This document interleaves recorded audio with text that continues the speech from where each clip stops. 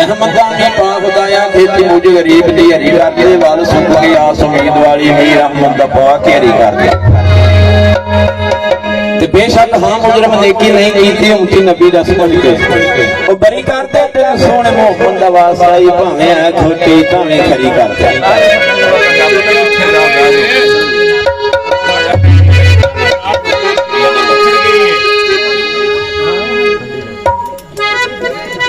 ओ पोते यार बनावन वाले